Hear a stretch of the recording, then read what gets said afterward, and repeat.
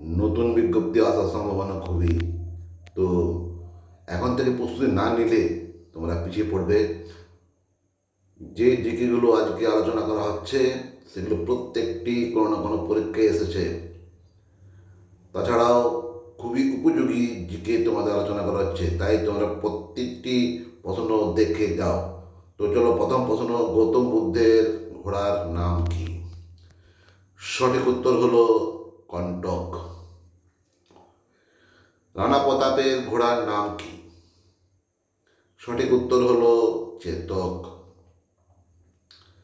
Napoleon বোনাপার্টের ঘোড়ার নাম কি? এর সঠিক উত্তর হলো মারিয়ান গো। ইউনো এর স্থায়ী সদস্য দেশের সংখ্যা কটি এবং কি কি? সঠিক উত্তর 5টি। ফ্রান্স, ইংল্যান্ড, রাশিয়া, আমেরিকা এবং চায়না। আইএলও এর সদর দপ্তর কোথায় অবস্থিত? সঠিক উত্তর হলো সুইজারল্যান্ডের জেনেভা।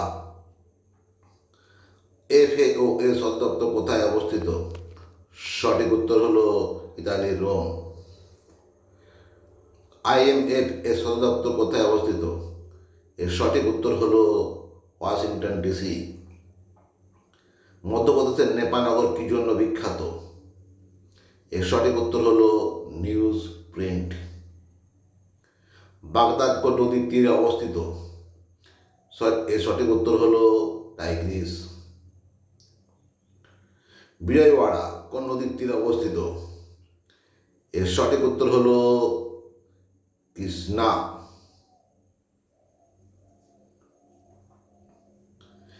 টিনের তলোয়ার এর রচয়িতা কে?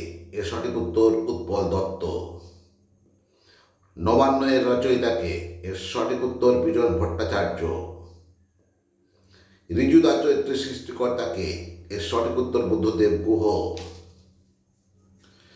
নতুন দা চরিত্রের সৃষ্টিকর্তা কে? এর সঠিক উত্তর শরৎচন্দ্র চট্টোপাধ্যায়। বড় দা চরিত্রের সৃষ্টিকর্তা কে? এর সঠিক উত্তর শরদিন্দু বন্দ্যোপাধ্যায়। পিন্ডিতা চরিত্রের সৃষ্টিকর্তা কে? এর সঠিক উত্তর আশুতোষ মুখোপাধ্যায়। ঘনাদা চরিত্রের সৃষ্টিকর্তা কে? এর সঠিক উত্তর প্রেমেন্দ্র মিত্র। টেনিদা চরিত্রের সৃষ্টিকর্তা কে? এর সঠিক উত্তর নারায়ণ গঙ্গোপাধ্যায়। ফেলুদা চরিত্রের সৃষ্টিকর্তা কে? এর সঠিক উত্তর সত্যজিৎ রায়। ব্রজদা চরিত্রের সৃষ্টিকর্তা কে? এর সঠিক উত্তর গৌরব কিশোর ঘোষ। এছাড়া মাছকে কি বলা হয়? শোল বলা হয়, শোল। লুধিয়ানা কোন নদীর তীরে অবস্থিত? শতদ্রু।